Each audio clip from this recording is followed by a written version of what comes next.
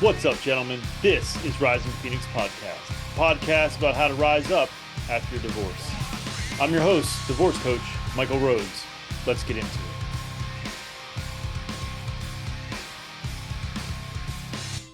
Hello and welcome to the show. This is episode 121. This is going to be a solo episode, and I'm going to cover a few things. One being my anxiety, sort of where I'm at with that, and two being my coaching program. So let's start with the second part first, my coaching program. So for various reasons, I have decided to stop doing group coaching. I think, if I'm being honest, I just lost the capacity to do that. I think I lost the ability to give my focus to folks that were in the group that were expecting my input and focus, and I just couldn't give it. Even though they were done with the program, they still had expectation that I was going to be more involved in providing coaching and feedback and advice and support. But I really was, I've been, as you know, I've been stretched thin since this new job started almost a year ago. Actually, tomorrow will be 1 year. And my ability to provide guidance was really limited. And I did hire someone, and he was a tremendous help, but that didn't really solve the problem, or it didn't provide what I think people expected, because it's my program and I'm the guy, and I think people had expectations that I would be continue to, even though they would have finished the program, that I would continue to be providing all those things that I do when they're going through the program.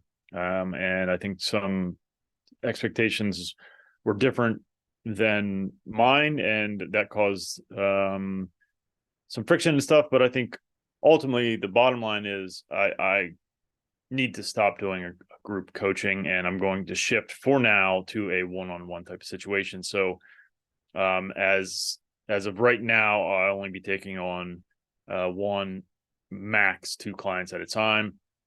We'll still go through the program, but there will be a little bit more flexibility. There still will be assignments and videos and things that you'll have to do, but it will be under a different format. I think I'm going to utilize Marco Polo a little bit more than a Facebook group. And I may get back to doing the group coaching, but it's going to require a change in my work circumstances, and that may happen, it may not. But I'm still dedicated to providing support to people that really truly need it, the people that are really in the depths of despair, or the people that are just lost. I think this way allows me to focus more on the people that are actively, or people that are really in need of guidance and help, and haven't learned any tools or any skills that my program teaches. So that's that. There were some missteps on my part in terms of ending it, for sure. I handled it very poorly, quite frankly, and I'm trying to learn and grow from that. And I've already had a positive experience with having a difficult conversation with someone, and perhaps in the future you'll hear about that. But I'm trying to be a better man, and that trying, that fight, that desire will never go away. So, and as I posted this morning, if you follow me on Facebook, I posted that, essentially your fuck ups are your greatest teacher. And that's true. You don't learn as well when you have a victory as you do when you have a failure, as when you fuck up. When you fuck up, it gives you something to analyze and look at, and determine where are my missteps here? What did I do wrong? What could I have done differently? First, you, like I say often, you define it. What did I do wrong? And then you can ask why. And then the next question is, how do I do it differently going forward? So that's what I've done, and I'm going to continue to do. I am a human being, and I fuck up. But I refuse to. I mean, there was some initial, a little bit of down on myself, a little bit, but not much. It was more just disappointment and it needing to happen, or perhaps maybe it needed to happen a lot sooner. that's almost assuredly the case. But I was trying to hold on to this little dream. But and also I'm not giving up on that. It's just I'm taking a different course of action. Adam Grant, sorry, Adam Grant talks about this. He posted about it a few maybe months ago, and he talks about, it's okay to pivot, it's okay to change. You're not giving up. You're just redirecting, and that's kind of what I'm doing with this. And so I'm going to redirect, and I'm going to focus on one-on-one coaching. I'm excited about that prospect. I'm going to have some announcements later in the month in terms of pricing and things of that nature, just because it's sort of the anniversary of starting coaching, and it's also going to be coming up the third anniversary of this podcast, believe it or not. Man, that's fucking crazy to me. But anyway, you'll hear that in the next couple of weeks, probably on the anniversary of the podcast. But just know that I'm not giving up. I'm not quitting. I'm just changing a little bit, and I hope, at least at this juncture in my life, it's for the better, and allow me to be more. I don't want to say intertwined, but I think more therapist-like.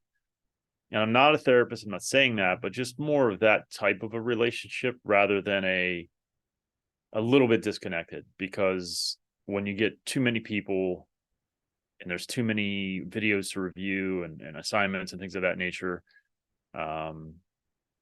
it can certainly allow me to feel disconnected to the people and to the process, but absolutely the people. So I think this is a good thing. Long story short. So that's that. Onward and upward. I say it all the time, and I mean it. Speaking of onward and upward, I want to talk about my anxiety. So I am doing very, very well, and I'm going to kind of go over a couple of things. I thought about maybe doing this as like just a solo standalone episode where I just talk about what I've been doing, what I've developed. Because as I said, I'm not just going to take this fucking thing lying down here. I'm going to try and come up with something. That doesn't mean that I've cured my anxiety or any kind of that bullshit. But I have I've put in a serious dent into my anxiety, and I'm in a much better place. So what did I do? What are the steps that I took to sort of face my anxiety and sort of meet it head on? Well, number one, honestly, to go back to the previous topic, is I stopped doing the group coaching because I think that was a part of my anxiety for sure. And so I made that decision. And I think that I've seen some benefits there. The other thing I've done is it's really a kind of a mindset thing. So every morning I'm writing things I'm grateful for.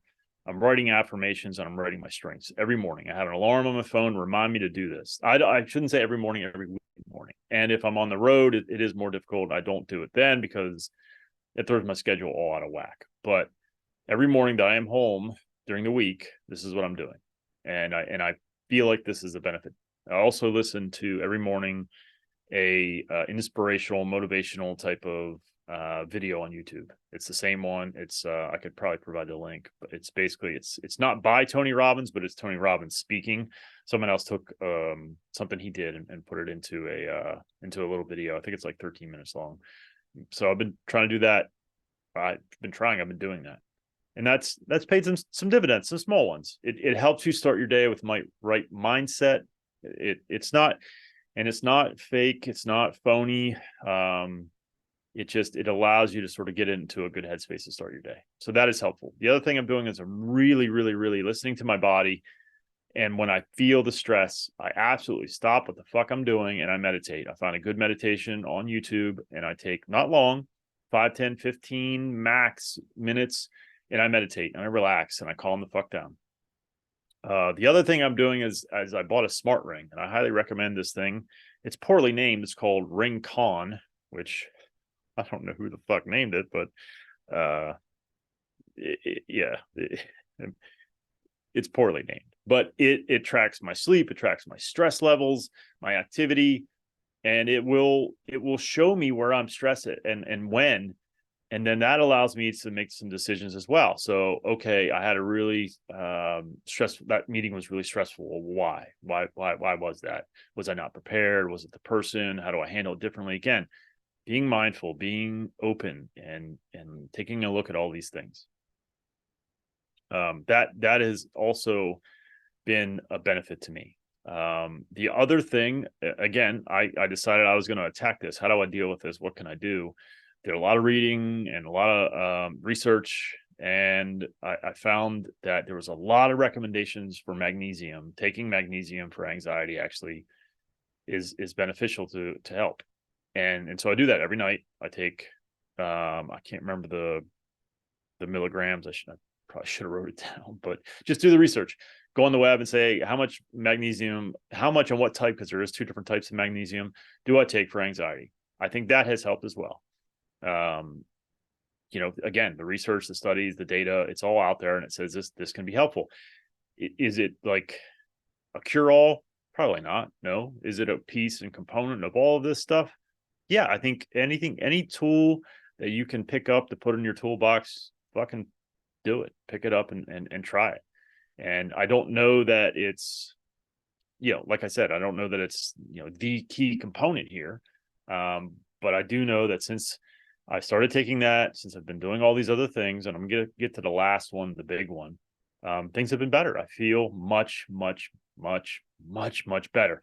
Not only do I have less panicky feelings, I also have learned how to handle it when I do. So this is the last piece. And for me, so all those other things sort of bring the volume down, I think, to make it less likely that your cup is runneth over. You know what I'm saying? So that it brings the levels down. But when sometimes those levels kick up anyway, stress happens, panic happens. So what do? So I developed this technique. I don't think it's anything earth shattering, or there's probably someone else who does something very similar, but I do the following when I start to feel a little panicky. First is I take a deep breath, and then I find something that I can see within my eyesight. And so right now I can see my laptop right there. And then I see that, I say, okay, I see my laptop, and I take a deep breath. And then I find something else that I see. I see a tripod over here, a camera tripod. Again, I take a deep breath, and then I find something else. I see the speakers and monitors in my studio. And then I take a deep breath. And then I listen for things. So I do three things that I can see. Next is 3 things that I can hear. So right now I can hear, obviously, myself talking, which when you're by yourself, this is a little bit more challenging, but it's not impossible. I can hear the fan on my laptop. When I move my arms, I can hear the little jingling of my bracelets. What this does, my understanding is, it gets you out of fight or flight. It takes you out of that lizard brain, and it puts you in a thinking brain. And then so I do that 3 times, 3 things that I can hear. If I'm on an airplane, then this is typically where it happens, but sometimes in a car too. Like if I'm riding in an Uber in the backseat and it's a small car or something. I'm a big dude, so I when I do these things in those moments, it has really, really lessened. The last thing I do is feel. So I have 3 things that I can feel. You can easily, rub your leg and feel your pants, your jeans, your sweatpants, whatever it is that you're wearing. And then could be your phone case. Could be your own skin. Like, oh, it feels kind of dry today. But breathe in between each one of these. The breath is probably a big part of the key. Deep breaths. It allows you to pause. It calms you. It soothes you. And then again, when you're focusing on things other than your nebulous, otherworldly problems, and puts you in what's really happening in reality and in the present, it takes these stress levels and just knocks them down. I have found this to be really, really helpful. I haven't had a panic attack. I've had panicky moments, or moments where I felt, again, listening to my body, where I could feel like maybe, there's a tightness in my upper back, maybe, or just being mindful of the situation. Like, I'm about to get on an airplane. I'm not a fan of being, like, if I'm sandwiched in somewhere, if I have a middle seat or whatever, if I know that this is coming up, I can sort of prepare myself. Like, this, you know, you're going to be okay. You've taken you've flown many times. You know, once you sit down, once you get settled, go through your process, you know, your deep breaths, your looking for something, you're hearing things, and what you can feel. And it has greatly helped me. I am in a much better space, in you know, mentally, and I am very thankful for this. And this isn't always easy to say. And if you're out there and you struggle with this, just keep working on it. But I am very grateful for who the fuck I am, because I didn't take this problem and go, oh, I'm off. It's fucked. I'm fucked. Everything's fucked. I don't know what to do. And this is not to say that medication is bad, but let me go run and get some medication. If you need medication, go fucking get it. I'm not judging that, but I'm saying, rather than doing that, I decided, okay, what the fuck can I do to solve this problem? Now, that doesn't mean it's forever solved. I'm never going to have another panic attack. I'm never going to have stress or feel panicky. Doesn't mean that, but I had a problem and I said, how can I fucking fix it? And I have many problems and I'm not done, but I am a resilient motherfucker. And so if I can do it, anybody can do it. Just make the intention. I'm going to do this. And I'll briefly talk about, because I got a 1:00 meeting. I'll briefly talk about another victory, another moment of setting the intention. And that is, I'm talking with someone, and I went on a date with someone, and something occurred. Not a big thing, but a thing that probably, like, that in the past I would have ignored or certainly, not talked about. But something occurred. Not a bad thing. I promise you, eventually I'll get into the details, but I won't now. And I had the difficult conversation that I didn't really want to have. Because I set the intention. I don't want to be a person who avoids things. Now, again, this doesn't mean that I've fucking fixed it, or I'm never gonna flake out again in terms of not having a difficult conversation, but I set the intention. I don't want to be like this. I want to be able to face my fears, my worries, my anxieties, and do something about it. I'm not going to keep fucking just complaining about where I am and making no changes. So if you're out there, just set the intention, whatever the big thing is in your life that you're really struggling with, whether that be loneliness, depression, anxiety, whatever it is, just set the intention. I'm going to figure this out, and then read and listen to things and implement things. All of these problems that we have, they are all, I don't want to say fixable, because that might be a little bit strong, but they are certainly manageable. And we don't have to keep going through life and having the same things continue to happen to us. We can make change. It is fucking possible. I don't give a fuck what anyone says. People don't change. Bullshit. People that have the intention to change can change. And that's true of every fucking human being. So take some joy, I suppose, in my victories. Not I haven't won the war, so to speak, I don't think, but I've won some battles, and you can do the same. It just takes intention and effort, and, like my last guest said, perhaps some courage. So that's all I got. This is a quick one, but I wanted to give you an update. I do have another one recorded with Dr. Erica Ellis. I recorded that one while I was on the road. I think if you follow me on Facebook, you've seen that I posted a picture of the new backdrop that I got for the road, for when I'm in hotels, so I can hopefully continue to record these things regardless of my work schedule. So I'm excited about getting that one out. I thought it was a really good episode, and it touches a lot. Well, it's all about, how to deal with kids if you have them, and divorce, and how do you manage that, and how do you navigate it. And it's a good one, I think, and then it'll be out probably next week. This one will come out, I think, today, the 6th of November of 2023, but it might not be till the 7th. We'll see. So if you need anything, please don't hesitate to reach out. You know how to find me at this point. And just don't give up. Onward and upward is something that I say, and I fucking mean it. Until next time, take care of yourselves and take care of each other.